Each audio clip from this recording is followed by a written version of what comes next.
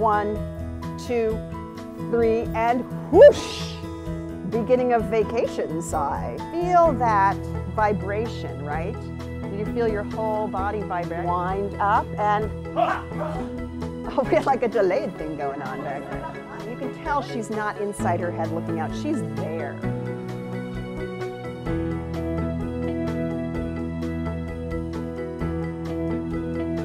I like to say I help my clients embrace their authentic presence so they can speak with powerful clarity. So I don't tell people to become anyone different. It's like from the theater, you know, find it within you. Find what is within you that will allow you to express your authentic presence with powerful clarity. My goal is today is to give you some strategies. So as I said, you can walk out with 5 things that you can start doing right away, or maybe 3, that will help you become that really powerful speaker. Some of the things that you feel, that you're feeling when you're speaking that are inhibiting you, getting in the way of your enjoyment of the speech occasion. Are they really interested? So, okay, so audience interest, nerves. Very natural, right? Even the gentleman who speaks well and enjoys it probably has some of these physiological things going on most of the time. Because, you know, it's normal. But you can't speak well if that's overwhelming you. So how do we mitigate that? How do we deal with it? Well, one thing we can do is to discover and embrace our authentic presence, right?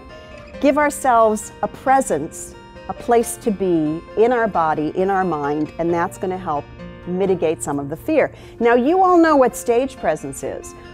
What would we think of as authentic presence? I want you to engage in speaking as a physical activity and really consciously think of it that way. Because if you're thinking that I'm speaking, I'm engaging in a physical activity, there's not so much room for the fear. You're kind of starving the fear. I mean, there are still some times when, you know, if you're doing a set speech, maybe a very large conference, and you have certain points you want to make, or, you know, you want to count. You know, there are things that you might want to plan ahead. But in general, the whole I don't know what to do with my hands. Do you know The Seagull by Anton Chekhov? Anybody who played The Seagull? There's this incredible monologue where the woman who is playing the young actress comes back and she talks about how she had this horrible, horrible experience on the stage. And she says, it was terrifying. I just never knew what to do with my hands. And every actor who ever hears that goes, oh yeah, done that, been there, you know, before I knew about how to organically get into a character. Right? And I think of this a lot with my speakers because they're like, what should I do with my hands? And I'm like, no, let's back it up. Let's get the breathing to work, and then the hands won't be a problem. So you understand the need for practice and to get the proper technique in your muscular memory for all of these activities. So that's what these exercises are going to do for you, because speaking is a physical activity. It's not quite as intense as swimming.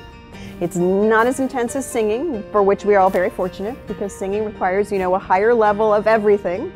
But you do want to think about it as in that same realm as singing, because it requires some of the same physical activity.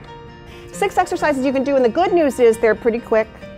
And if you do them every day for the next 2 weeks, you're going to get it in your muscular memory, so you can have your authentic presence like that, boom. And you see an energy, right? It's that kind of authentic presence.